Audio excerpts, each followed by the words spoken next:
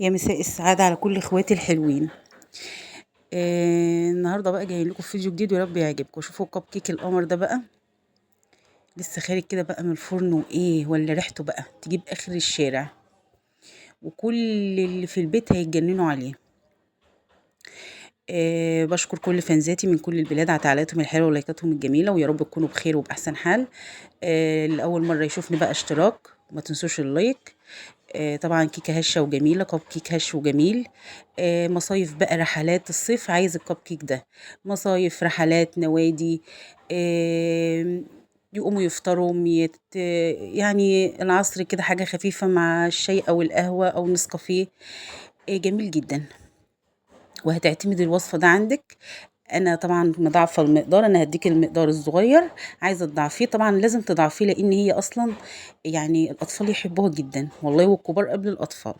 هشه وجميله وتحفه بجد. لايك واشتراك، ونسمي الله ونصلي على الرسول. وحاجه كده جميله جدا.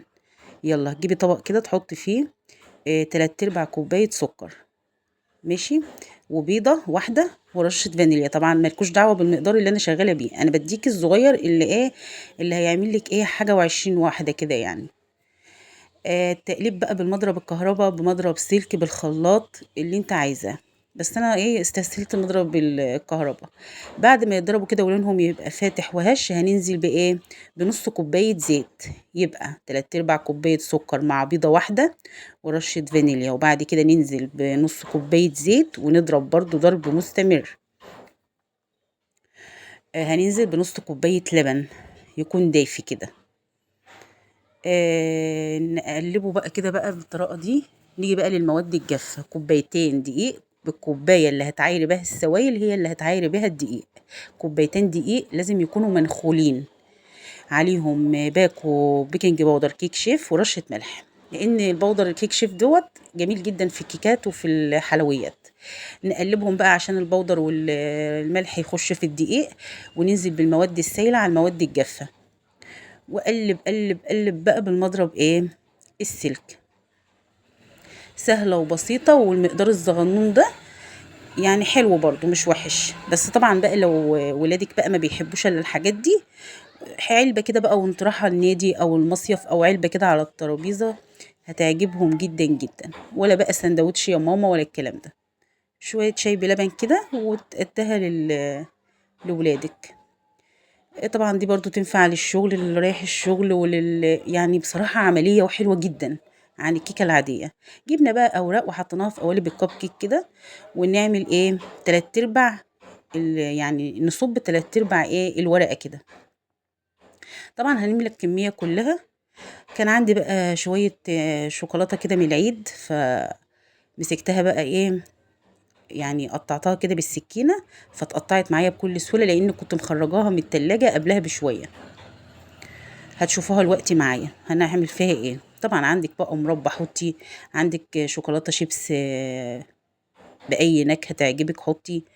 إيه انت بقى وذوقك. انا بقى كان عندي فراولة وشوكولاتة بيضة وشوكولاتة ايه، آه شوكولاتة يعني غامقة. فقعدت بقى احط كده فوق كل كب كيك واحدة حمرا، وواحدة بالشوكولاتة البيضة وواحدة بالشوكولاتة البني.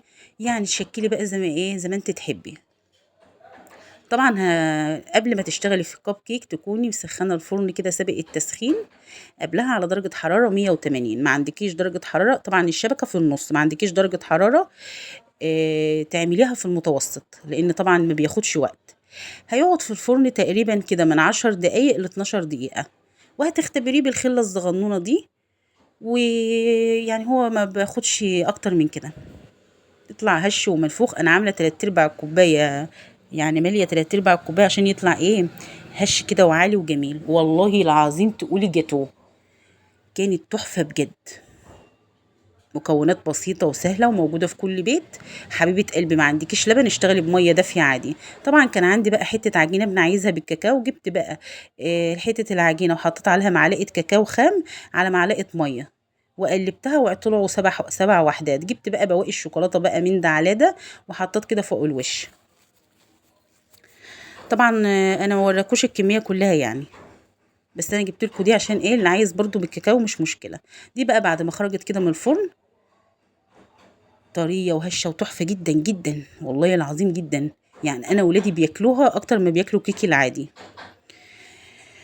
طبعا بقى كانت لسه سخنه عشان كده ماسكه في الورقه شويه، بعد 10 دقايق هتلاقيها ايه استوت من الورقه على طول. ويا رب الفيديو ينال اعجابكم، لايك حلو بقى لايك جميل، واشوفكم في فيديو جديد وباي باي.